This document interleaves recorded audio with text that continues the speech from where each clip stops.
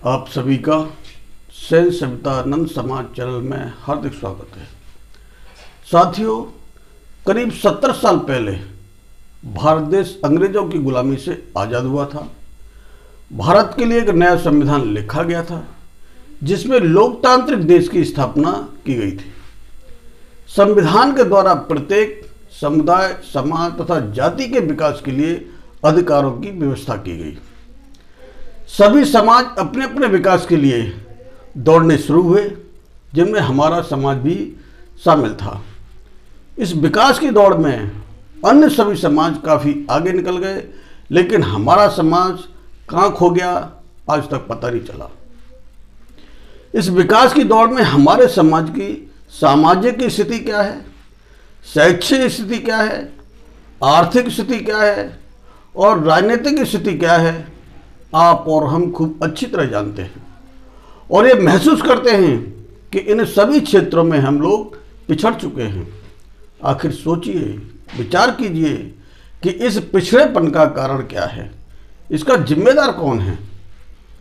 साथियों, हम माने या न माने, इस समाज के पिछड़ेपन के लिए हम और आप सभी जिम्मेदार हैं, क्योंकि हम लोगों ने समाज के विकास के कार्यों को महत्व नहीं दिया है और ना ही समाज को अपने जीवन का आवश्यक अंग माना है।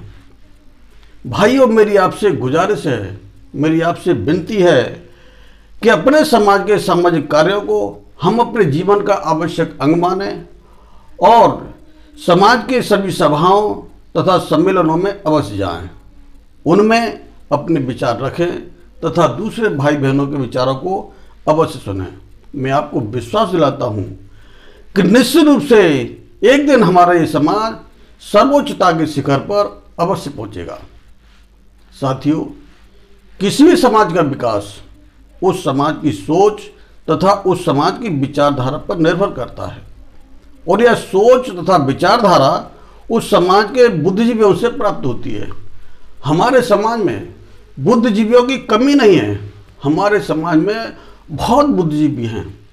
राजनेता, अभिनेता, वकील, प्रोफेसर, डॉक्टर, इंजीनियर, उद्योगपति और अन्य क्षेत्रों के भी अनगिनत विद्वान हमारे समाज में मौजूद हैं।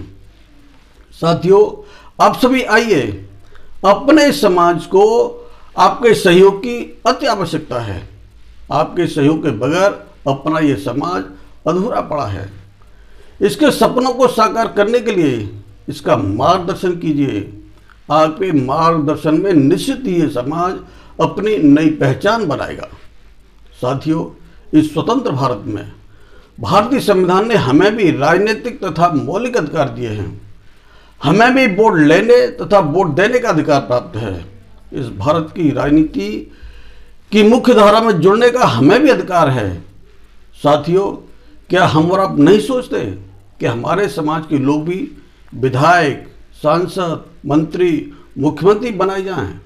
हम और आप जरूर सोचते हैं, लेकिन इस भारत की राजनीति में जातिवाद, वंशवाद, परिवारवाद, क्षेत्रवाद विशेष रूप से पनप गया है।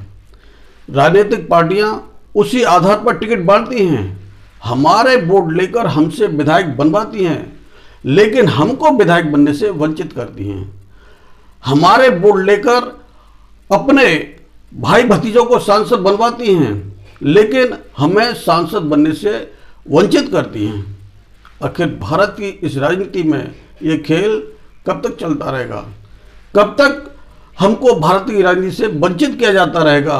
कब तक हमारे समाज का राजनीतिक शोषण होता रहेगा?